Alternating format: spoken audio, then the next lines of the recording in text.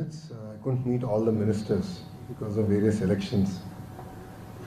But this visit I had the opportunity to meet with Ashwini Vaishnav ji, with Rajnath Singh ji, Dharmendra Pradhan ji, and also Kumar Swamy ji. I specifically discussed issues regarding my ministry, especially education, IT, electronics, also regarding NCC and investments in the state of Andhra Pradesh, because I am also the chair of the cabinet subcommittee to create 20 lakh jobs, and that is one of the first promises that we have made as the government before forming the government as NDA. So I had an opportunity to meet with everyone. It's been a very fruitful trip, I must say.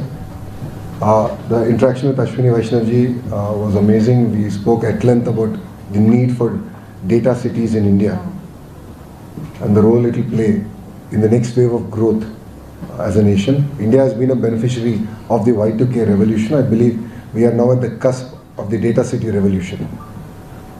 Close to $300 billion is getting invested in this sector every year, and I believe India can get 100 billion of it.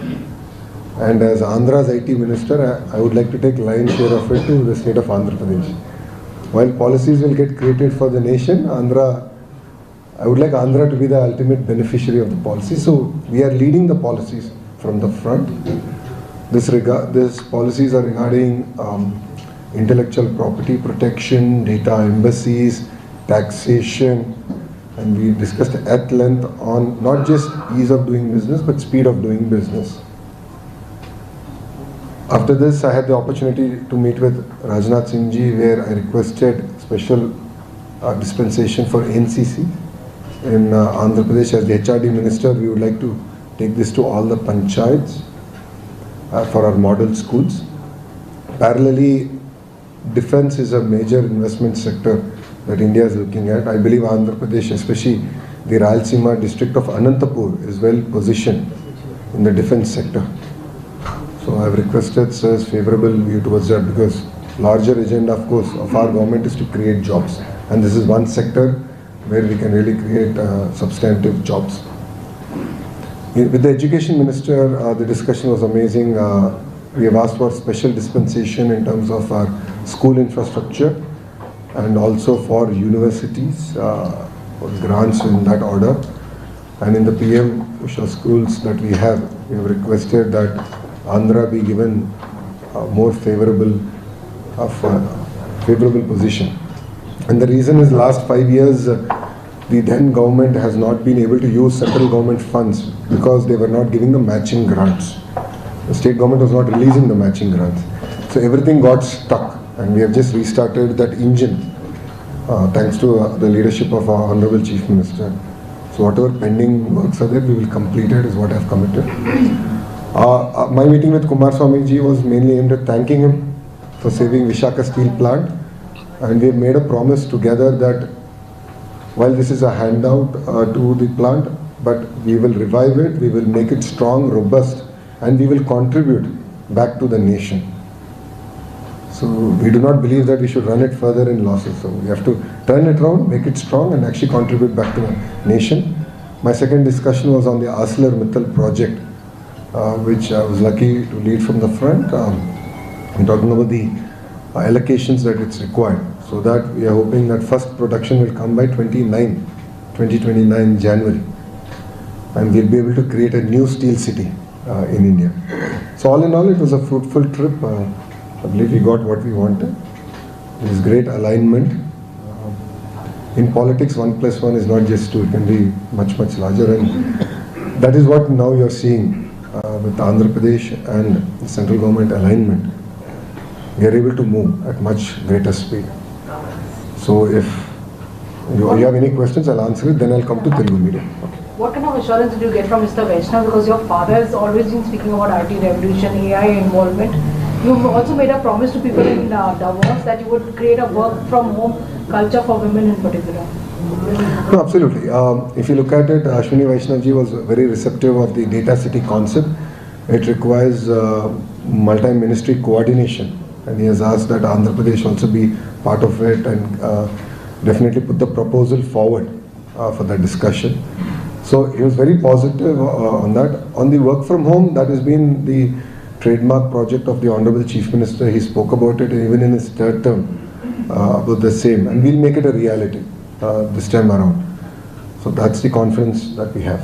And apart from that, we discussed at length the role of AI in governance.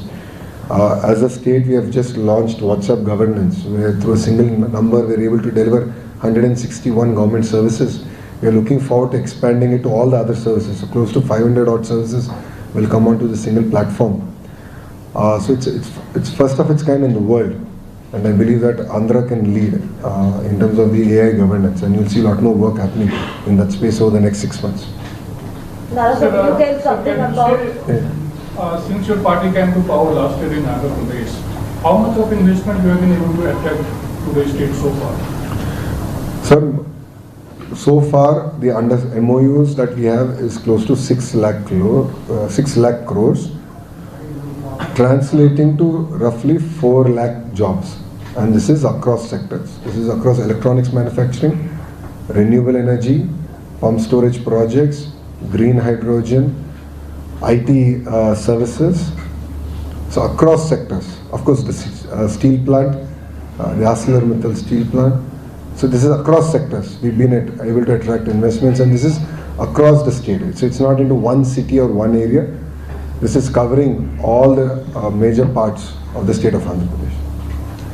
Sir, there's something regarding Tirupati I want to ask. Regarding the controversy which is going on about the 18 non-Hindu employees transfer, which has been asked. Now there's a political war of words which has started over it. The board has said... But end of the day, I want to be very clear that there are religious sentiments involved. It's, to be honest, if you look at a Hindu is not allowed to work in a mosque. It's as simple as that. And vice versa also applies. So it's nothing new. And as a government, we've been very clear on this subject. And we'll take it forward to a logical conclusion. One more thing, sir, regarding RINL. There were almost 100 workers who that time left, or there were so many companies who were not paid, the vendors were not paid. Will they be reinstated, and how much is the time span which when it all will be done? The payment of vendors, overall investments will come there. No, the employees who have left are employees who have taken voluntary retirement. So it ends there.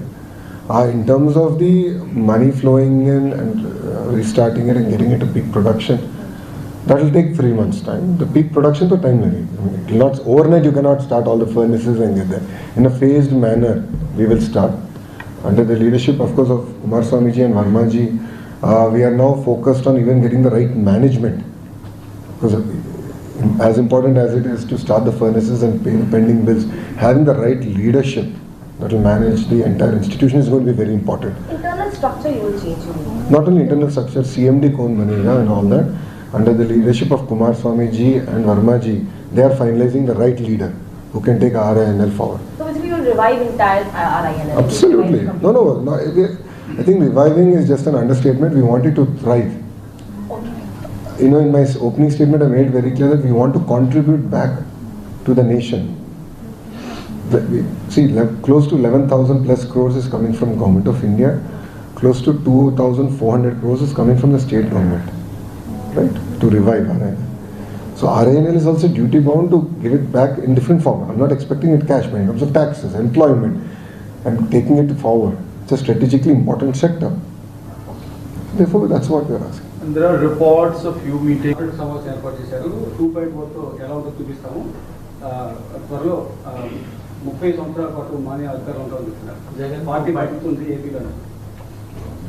ప్రజలు ఇంకా 1.0 నుంచే కోలుకోలేకపోతున్నారు స్వామి.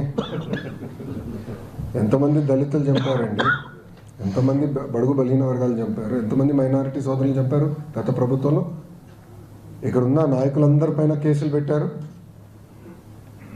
ప్రజలకి స్వేచ్ఛ ఎక్కడుండేది గత ప్రభుత్వంలో. మేము బయటికి రావాలనుకుంటే మా గేట్లకే తాడు కట్టారు కదా అన్నాడు. నా పైన 23 కేసులు పెట్టారు. అటెంప్ట్ మర్డర్ కేసు పెట్టారు, ఎస్టీ కేసు పెట్టారు.